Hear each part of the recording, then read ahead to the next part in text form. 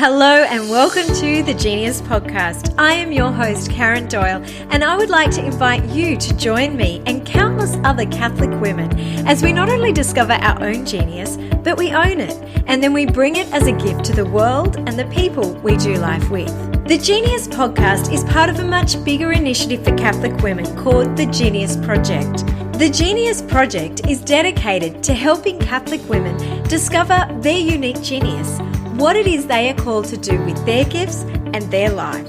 I hope and pray that you will come away inspired and, as St. Catherine of Siena said, set the world ablaze with your genius. I am so excited to bring you something really special this week. I am involved with Sisterhood, which is a national Catholic women's movement.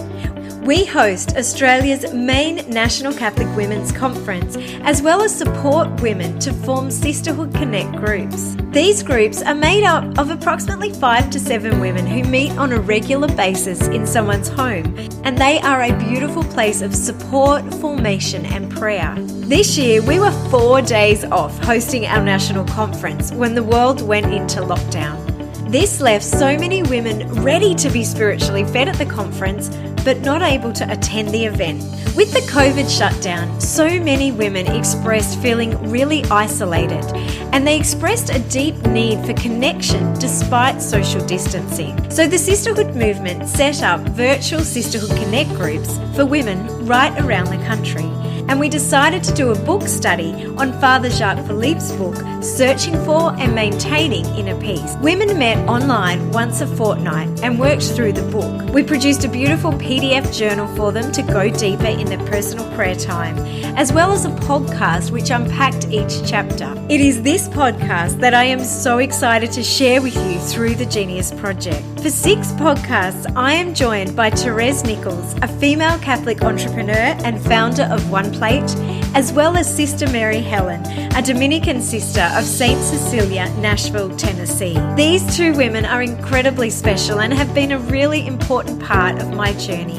You will see and experience their beautiful heart through our conversation. We had such a blessed time recording these conversations, and we really hope and pray that they will be a blessing to you. It's so fantastic to have both of you on the podcast with me, and I'm really looking forward to our journey over the next 6 weeks as we unpack this beautiful book of Father Jacques Philippe, Searching for and Maintaining Inner Peace. I just think it's just so full of so many nuggets of gold and wisdom and spiritual truth bombs. I know when I read it for the first time 6 years ago, I think I might have spent like an hour in adoration on one sentence, just meditating on one sentence. So I'm really excited about the conversation that we're going to have together, particularly today as we kick off.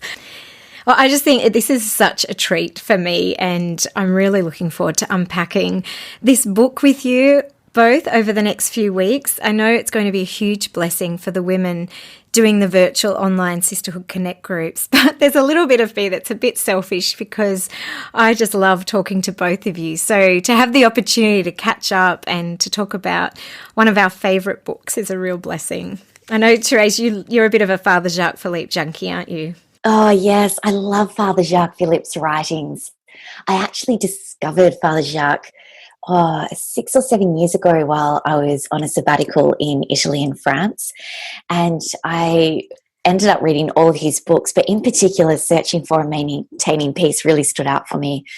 And I just find it this treasure chest of this amazing, amazing wisdom. And I think Father Jacques Philippe has this extraordinary ability to be able to really open up for us these deep ancient truths and wisdom into the practical, into everyday modern examples, and bringing this ancient, beautiful wisdom to life for us to live. So it's been a blessing to be able to read his books over the years and to really be able to delve into Searching for and Maintaining Peace again. I remember coming across it actually for the first time at a retreat that the Dominican sisters ran at Bowral. I think it was about 6 years ago. And I remember you gave a talk, sister, on interior freedom, and we'll unpack this as we journey together. But it was such a powerful talk, and it's always stayed with me. And from there, I read more of his books, and honestly, like you said, like there's so much power and truth contained in this little tiny book. I really encourage the women to carve out time and space, not read it on the fly, but to really sit with it.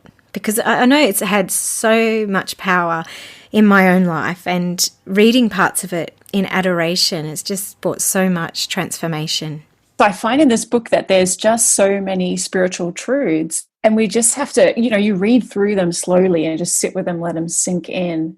And then maybe later down the road, we have these truths in us ready for when the rubber hits the road, and we have that truth then to draw on. I think, and a scripture, and one of the principles of life I love is you reap what you sow. And what you're saying, sister, is we can either sow a feast or a famine into our lives by what we choose to give our time to, what we choose to read. And I think we're really sowing a feast into our life when we are reading this book and storing it for when we need it. So I'm interested in what really resonated with you, because in this first episode, we're looking at points 1, 2, 3, and 4 of part 1 of his book. And I'm just wondering what resonated with each of you when you read this part. Yeah, I think as a Dominican, you see the beginning as the most important. And the beginning of the book is, without me, you can do nothing. Mm. And I think that was really powerful. Yeah. Those lines of, without me, you can do nothing. But then at the same time, with him, everything is possible. So just that relationship between those two. Mm. Yeah, absolutely. It's so true. I know. What about you, Therese? What resonated the most with you in this chapter? Something that really resonated with me was when Father Jacques Philippe is talking about the lake, when he asks us to consider the surface of the lake above which the sun's shining. And if the surface of the lake is peaceful and tranquil, the sun will be reflected in this lake. And the more peaceful the lake, the more perfectly the sun is reflected.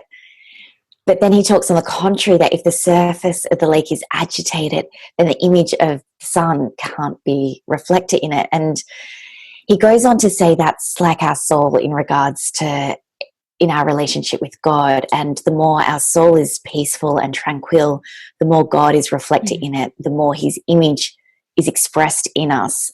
And the more, in fact, that his grace acts through us. But if our soul's agitated and troubled, the grace of God is able to act only, but with so much more greater difficulty. And that really struck me. And I think for so many of us, all of us, we have these moments where the lake of our soul is agitated and up and down, and times where we're at peace and we can see God within our lives working. We can see and feel that grace, but others can see God within us and can see the grace of God flowing through us and that peace of our soul.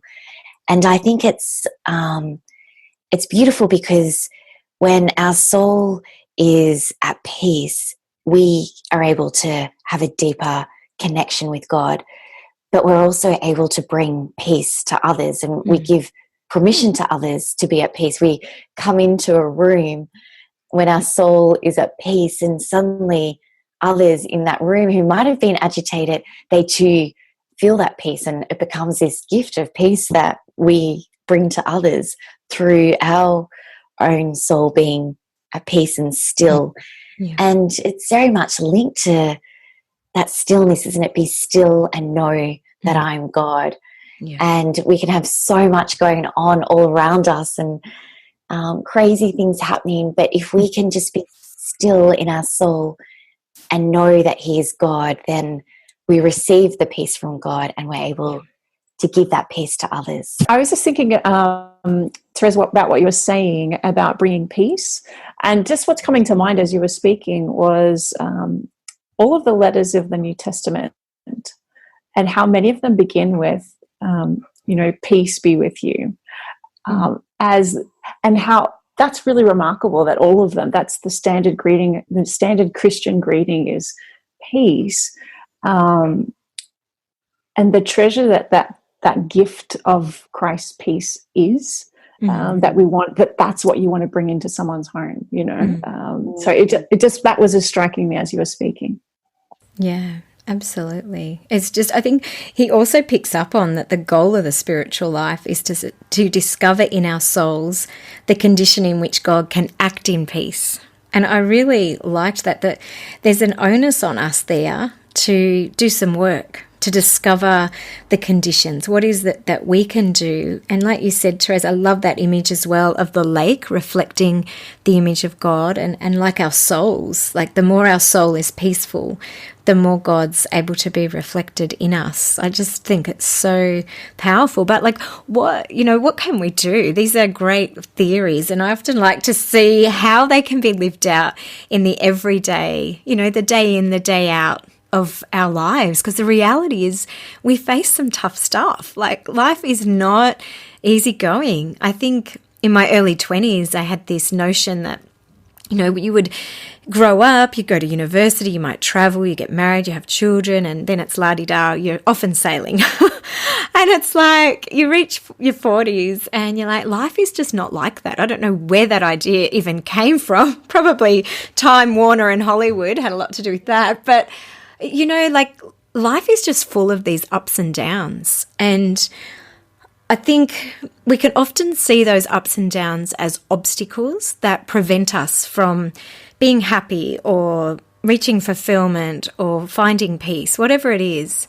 But I actually think, and he talks about this, that those obstacles are often an invitation, aren't they? Like, they're an invitation to trust. They're an invitation to be transformed more and more into his likeness. And I think that when we do face, I know that I try to apply this, not always perfectly, but I think my attitude when I face struggle or difficulty is, okay, how can I grow in this? How can God's image and his glory be revealed? What is he trying to teach me? On that, without me, you can do nothing. He mentions at some often we have to get to that truth through experience. And it's something that sort of happened to me at the end of last year. Very ridiculous. Teaching is a very dangerous profession. So I was just walking into school and fell flat on my face and broke everything. No, I just broke my right knee and my ankle. Yep. So completely ridiculous. But so I went from being very capable of doing everything for myself to being able to do nothing, actually do nothing for a long time, months. And it was really interesting because it came straight out of nowhere. Immediately my question to the Lord is, wow, what are you up to? And he did give me quite a peace in the moment to just sort of be watching from outside what was going on, in a way of just sort of, wow, what is going on? What are you saying? And what was fascinating was I noticed, because I couldn't do what I normally did, I could see the barriers that in my normal life that I had put up to grace. So, and it sort of fell in two places. Like, one of all the things that I thought I had control of in my normal life, just being able to go and get things and do things and do things a certain way. And now I'm watching people around me do things in a way that I just wouldn't do them, so everyone's doing the things their way, and you're just like, okay, whatever, as long as it gets done. Surrender. Surrender. Yeah, so that was like one area of, I guess you'd put brackets around so many little tiny silly irrelevant things, but that I had control of. So that was interesting. And the other part was just the physical closeness of as a sister, we're not really physically close to people anyway, but there was a extra borders, and you could see, because everyone had to cross them, just opening that out of just accepting the care.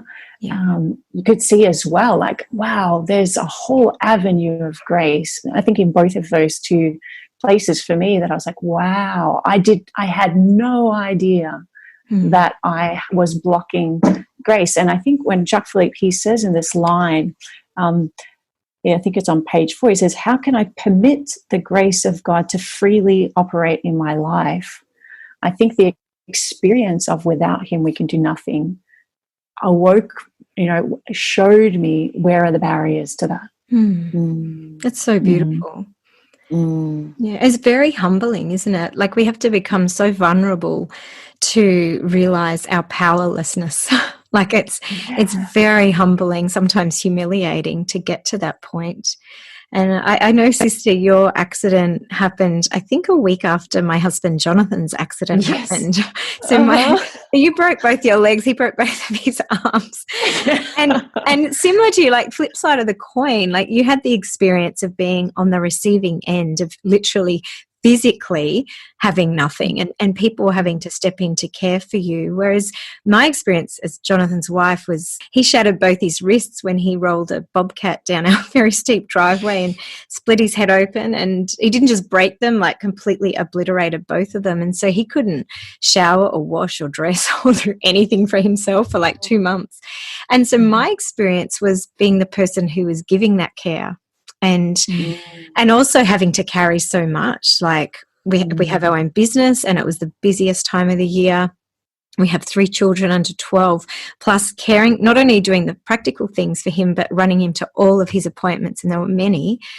And the experience for me of being powerless in, like, whoa, this is so much to carry, but really praying for the grace. And, God just came through. I mean, there were so many people praying for us, but like, there was this abundance of grace, and it was such a beautiful gift to be able to love him. We've been married 19 years, but for me, there was such joy actually in that time of really being able to love him and care for him. So it's sort of, it's the experience of being the giver of the gift and then also receiving that gift, and that we, for both of those situations, really needing God's grace. And seeing it so clearly. Yes, absolutely. And realizing what's important in life. I think these experiences, really, like you said, awaken within us the truth of our lives. And I love that quote that he says I can't remember, early on in the book, we often have to experience.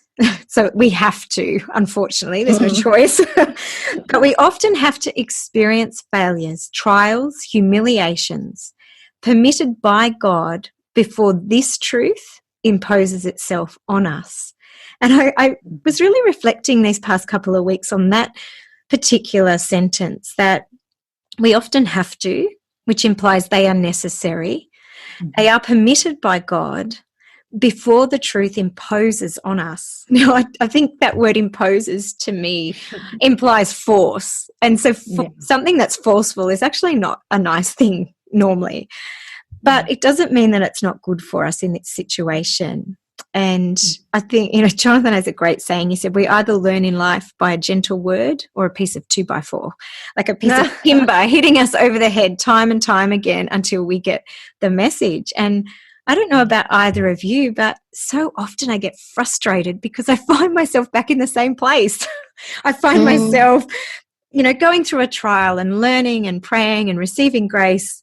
And then, 6 months later, I might go through a different trial, but I'm back at square one trying to learn those same lessons again. It seems like you're back at square one, but you're does. Really No. Give us some spiritual wisdom, sister. I think he goes on to say that God would spare us if he could, all of these trials, but they are necessary in order that we should be convinced of our complete powerlessness. And he goes on to talk about Saint Therese of Lisieux, saying the best thing God could have done for her was to show her smallness. And I think these experiences that we all face, I mean, being over 40 and walking with so many different people, I've realized that all of us, every single one, no matter what age, stage, vocation, we all face trials. They just look a little bit different for different people. And I think it's interesting, particularly the time that we're all living at the moment with COVID-19. Everybody is facing completely different trials. We're all experiencing a similar thing, but people are suffering in different ways, whether it's financial, work, homeschooling, whatever it might be. Everyone's got their particular trial, but it's been forced upon us. And it's interesting what you're saying, Karen, through these trials, sufferings, and failures, how it teaches us ultimately that we are powerless and that God is powerful and in control. And then suddenly that puts us in this place to receive. And without me, you can do nothing. I think that's, as we said, you mentioned before, that's the absolute key to acquire and maintain that peace, because we suddenly realize that our life is a total gift and we are completely dependent on God. But when we know that God is for us, that He's trustworthy, that we can depend on God and His great love for us, then we can be in that state of receptivity to receive His peace. And so that when we experience failures and sufferings and trials, knowing that God is powerful and in control, we can maintain that peace, and that peace that the world can't understand. And I think it's so interesting, particularly in this time. There's so many podcasts and YouTube clips coming out from self-help gurus all over the world of how to have peace during this time of COVID-19, and everyone is seeking this peace, and they're looking, whether it's meditation and yoga and all sorts of different things, but knowing that we can receive our peace from the true peace from God gives us that deeper peace, that no matter what comes our way, that we can remain deeply connected in that peace. And because the question is not, will we struggle? Will we suffer? Will we have trials in our life? Because we know the answer, of course. That's life. We're following in the footsteps of Christ. That our life until death, there will always be trials. There'll always be some sort of suffering. The question is, will we look to God in those times and cling to Him and know that He is all powerful and know that we can do nothing without Him? And so in a way, the daily practice of peace is actually the daily practice of accepting and surrendering to God. Exactly. I think that disposition of openness is what allows us to experience God's grace and to experience things as gift. And so all those other things that we do that close off in any way from others, from God, from any closing, hardens us against experiencing the goodness that God is, Therese, you picked up on this idea around that we can have confidence in peace if we're leaning into Jesus. And we know that in Scripture it says that Christ, has won all these battles already for us. And another part of this chapter that Father Jacques Philippe looks at is this idea that our lives are actually part of this huge cosmic battle for the soul. Many years ago, I read, I don't know whether you've read the books by Frank Peretti, Piercing the Darkness. Yes, and This I Present love that. Darkness. Yeah, I really recommend. Just those first two. Yeah. Yes. Well, they're so good because what they do is, for those people who haven't heard of him, he's telling the story of just people in their everyday life. So there's a media company and there's politicians and there's a family and there's all of this stuff happening on the earth between these people and their interactions. But he's simultaneously telling the story of what's happening in the spiritual realm between the angels and the demons for these people trying to win their souls for good or evil.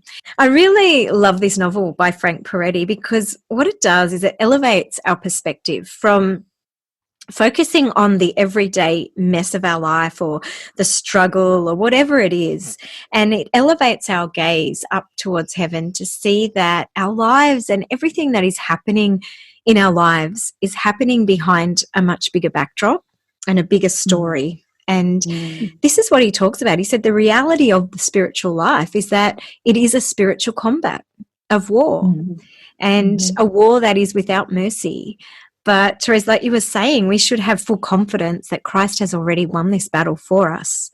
It's a battle not against, human enemies, but it's against the evil and the cosmic forces that seek to derail us so that we don't experience, I guess, God's plan, that we don't reveal His image on this earth through our lives. And it's very, very powerful. Yeah, I think as well in that battle, where I see it most often is probably we most experience it I'm teaching teenagers all day, but the battle of our minds and our thinking. And Jacques Philippe's very good because he talks about the peace being based on the word of Christ, who is the true one. And so if it's based on God's word, that's stable, it's rock, it's true. Like, so there's no reason ever to lose our peace. And I think that being able to give students or other people I'm working with the word of God that pierces through this battle that goes on in our minds, to take something true and just cut through the lie and feed our souls with the truth. And he goes on to say, you know, like you said, that the first goal of spiritual combat is not always to obtain a victory over the temptation or the weakness, but rather to learn to maintain our peace of heart in all circumstances. And I'm really interested in both of your perspectives on this, because like, it's a nice idea. Like, it's a nice idea. And yes, we need to practice it when we're overcoming negative thoughts and when we're dealing with children who won't sit down and do homeschooling or whatever, teenagers in the classroom, or business plans that aren't going accordingly. But how do you actually do this when you're faced with like real stuff, like really big stuff, like grief and trauma, death and cancer? Like, how do you maintain that peace in the midst of what is objectively tragic circumstances? Anyway.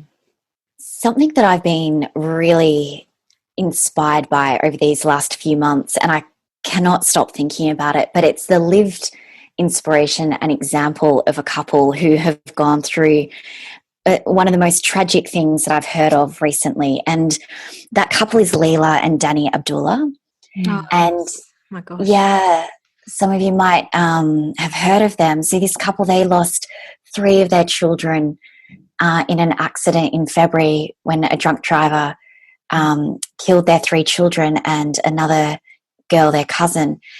And seeing the lived example of this couple, the parents of these 3 children who died immediately at the scene, they're strong, faithful Catholics, but just seeing they're absolutely devastated and still grieving, but seeing their calmness and their incredible peace amidst this great suffering is extraordinary. And it's because of their rock solid faith. And no doubt that they are going through, like, they are carrying their cross. Like, I can't even imagine. It would be such a heavy cross.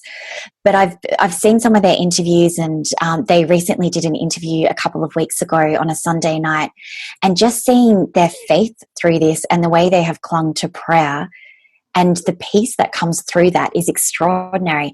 And I think it goes back to what we were saying before about we know how the story ends. We know that Christ has conquered the world. We know where we're heading towards. We know that heaven is the goal. And we know how it ends, that it is in heaven. And you can see this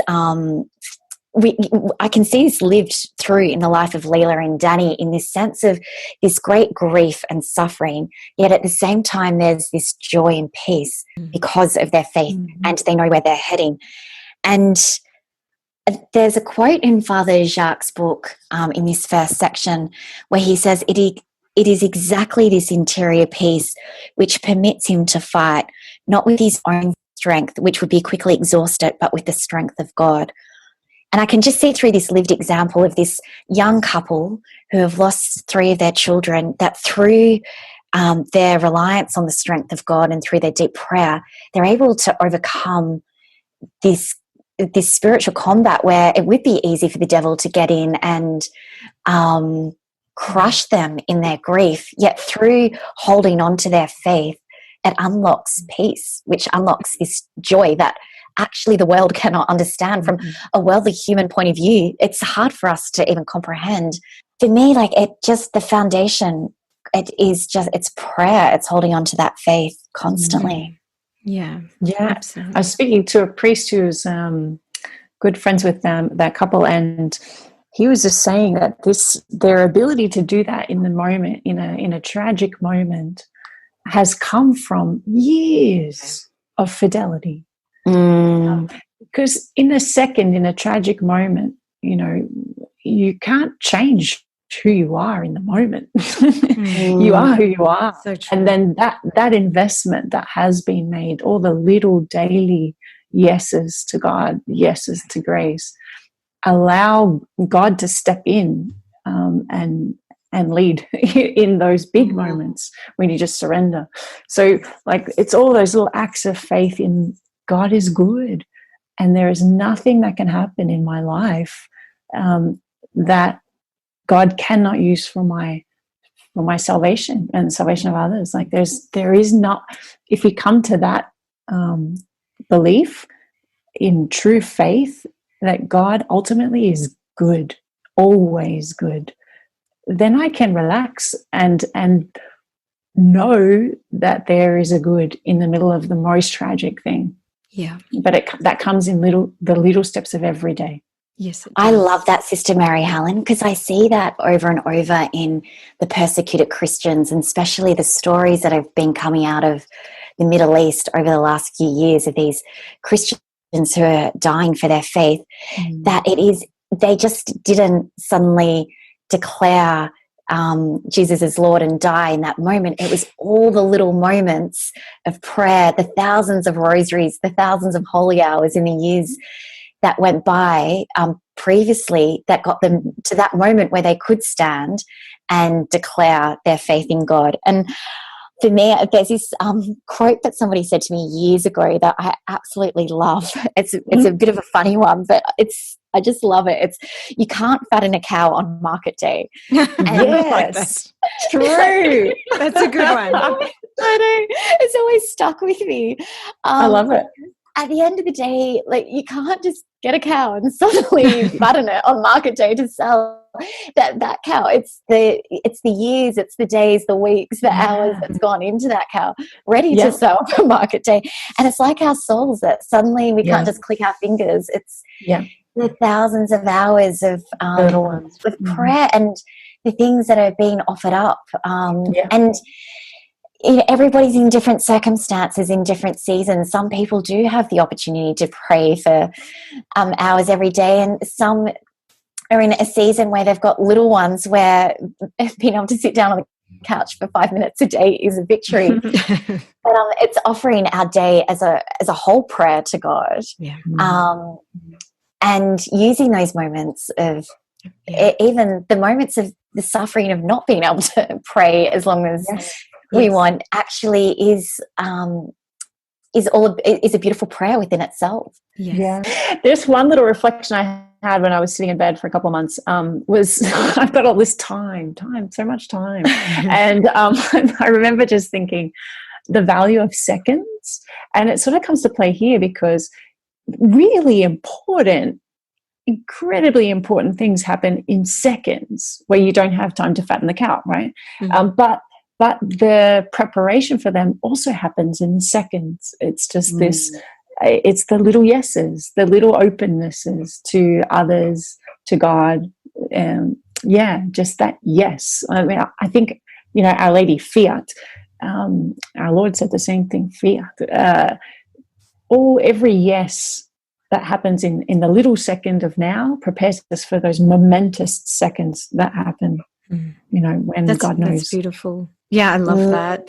It's so beautiful. And I think that is a really good challenge to put out there to all of the women listening to this for this coming week. I like to give people something to go home with, to do, to put into practice, something that's really practical. And I think that's it, sister. It's just that challenge. So, how will we say yes in the little ways this week? Yes to the Lord, yes to my smallness, yes to his grace, yes to my powerlessness, yes to his peace, yes to having confidence in the fact that he's already won this battle for us, but just to say yes. And I think it's really encourage women to just be very intentional. Like you said, I like the word little yeses, the little yeses that we need to make. And I think that's, it's really beautiful. I hope and pray that conversation was a real blessing to you. And I really encourage you to take some time before the Blessed Sacrament and allow the truths contained in this little book to really penetrate your heart and your soul. If you are interested in a copy of the PDF journal for each episode, head on over to the Genius Project, www.geniusproject.co, and fill out the form on the podcast page. Don't forget your challenge of the week, and until next week, God bless you and have a beautiful week.